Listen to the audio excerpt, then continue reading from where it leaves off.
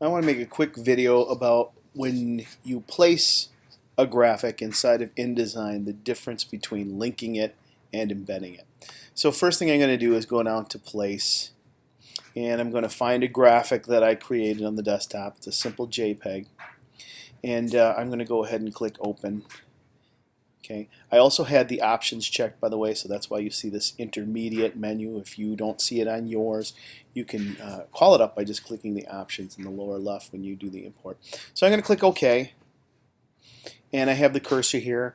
Now if I just click, it'll bring it in at full size, but if I click and drag, it'll make it proportionate, and I can drag to make it any size I want. So I've done that. I've got my graphic there. Now I've called up the links palette in advance, and you can kind of see that this graphic is linked.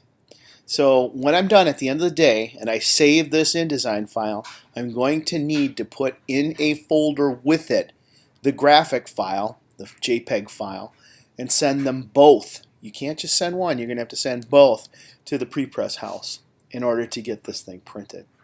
I'm going to place it again. I'm going to go File to Place. And this time around, when I bring this object in,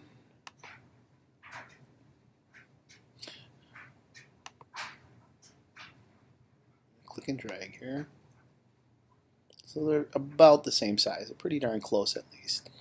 And this time around I'm going to embed it. So I'm going to go over, while the linkage is still active between these two objects, I'm going to click and then go to embed. Now what embed does is it actually takes that file's code and it puts it inside of InDesign. So the size of the file is going to increase. But the big plus is I no longer need to send two files to have this thing output correctly.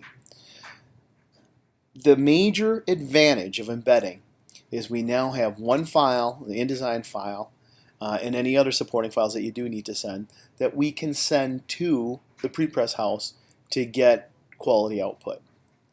If we have it linked, we need to send the actual JPEG Photoshop file and the InDesign file to the prepress house to get it printed. There are some distinct advantages, however, to linking, and I'm going to show you that right now. If I find, for instance, the link graphic, which is right here, and let's say I want to make some modifications to it, so I'm going to go ahead and do some blue doodles here across the graphic like that. And I save this graphic, I'm going to close it, and we're going to save it. We'll go back to InDesign. When I click on InDesign, we have a sign here that says it's modified. All we need to do is double click to update, and it automatically is updated. Whereas this one, because it no longer is its own file, it got incorporated into InDesign, that one won't. So I'll give you a scenario where it is advantageous to link versus embed.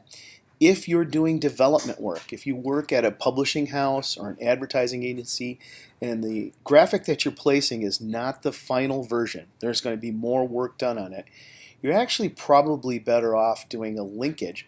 So every time that graphic changes and you close and you save that file and you update it, it will automatically be updated.